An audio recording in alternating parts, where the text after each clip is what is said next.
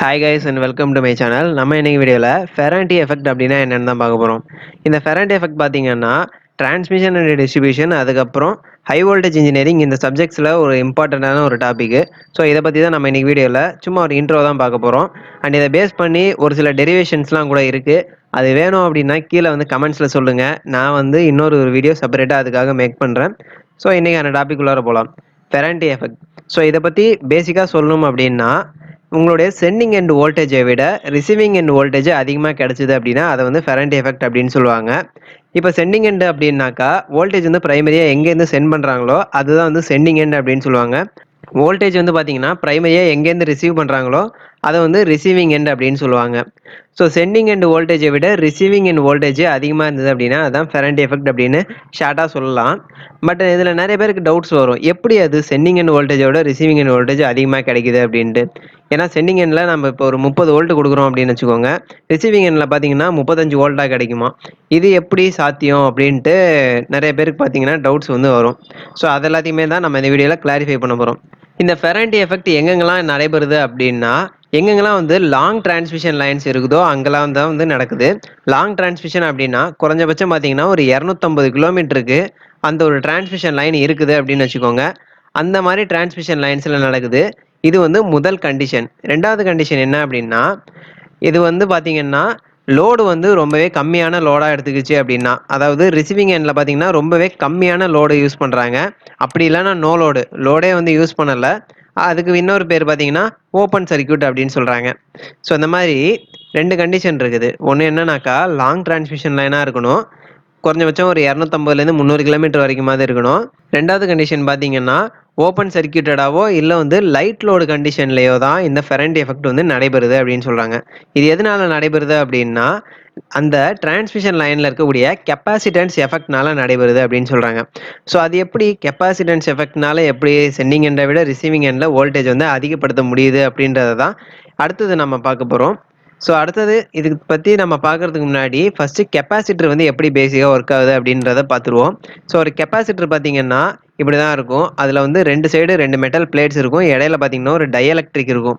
So அந்த dielectric பற்றி நம்ம சொல்லணும் அப்படின்னா, all dielectrics are insulators but all insulators are not dielectrics அப்படின்னு சொல்லுவாங்க. அதாவது எல்லா டைஎலக்ட்ரிக்கும் பார்த்தீங்கன்னா ஒரு இன்சுலேட்டராக ஆக்ட் ஆகும். பட் எல்லா இன்சுலேட்டருமே பார்த்தீங்கன்னா டைஎலக்ட்ரிக் கிடையாது அப்படின்னு சொல்லுவாங்க. அப்படி என்ன இருக்கு இந்த டைஎலக்ட்ரிக்ல அப்படின்னு கேட்டிங்கன்னா, இப்போ வந்து இந்த மெட்டல் பிளேட்ஸ் ரெண்டுத்துக்குமே நம்ம வோல்டேஜ் வந்து ஈக்குவலாக சப்ளை பண்ணியிருக்கிறோம் அப்படின்னு வச்சுக்கோங்க.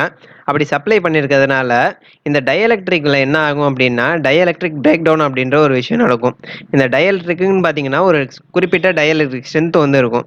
இப்போ வந்து 2 வோல்ட் கொடுத்தோம் அப்படின்னா இந்த டைஎலக்ட்ரிக்ல பார்த்தீங்கன்னா டைஎலக்ட்ரிக் ஸ்ட்ரென்த் வந்து உடையுது அப்படின்னு நம்ம வச்சுப்போம். ஸோ அப்படி இருக்கிறப்ப பார்த்தீங்கன்னா இப்போ 2 வோல்ட் நீங்கள் சப்ளை கொடுத்தீங்க அப்படின்னா இந்த டைஎலக்ட்ரிக் ஸ்ட்ரென்த் வந்து பிரேக் ஆகிடும். பிரேக் ஆகிட்டு பார்த்தீங்கன்னா இந்த ரெண்டு மெட்டல் பிளேட்ஸும் பார்த்தீங்கன்னா ஒன்றுத்துக்கு ஒன்று கிட்டக்க வந்து நெருங்கி வரும். ஸோ இந்த டைஎலக்ட்ரிக் பார்த்தீங்கன்னா அப்போதைக்கு ஒரு கண்டக்டராக ஆக்ட் ஆகும்.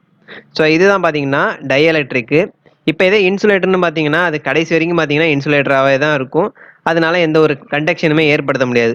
ஆனால் இந்த டைஎலக்ட்ரிக் பார்த்தீங்கன்னா அதுக்கான வோல்டேஜ் நம்ம கொடுத்தோம் அப்படின்னா டைஎலக்ட்ரிக் பிரேக் டவுன் நடந்து அந்த டைஎலக்ட்ரிக் பார்த்தீங்கன்னா ஒரு கண்டக்டராக ஆக்ட் ஆக ஆரம்பிச்சிடும். ஸோ இப்படி தான் பார்த்தீங்கன்னா ஒரு கெப்பாசிட்டர் வந்து பேசிக்காக ரன் ஆகிட்டு இருக்குது.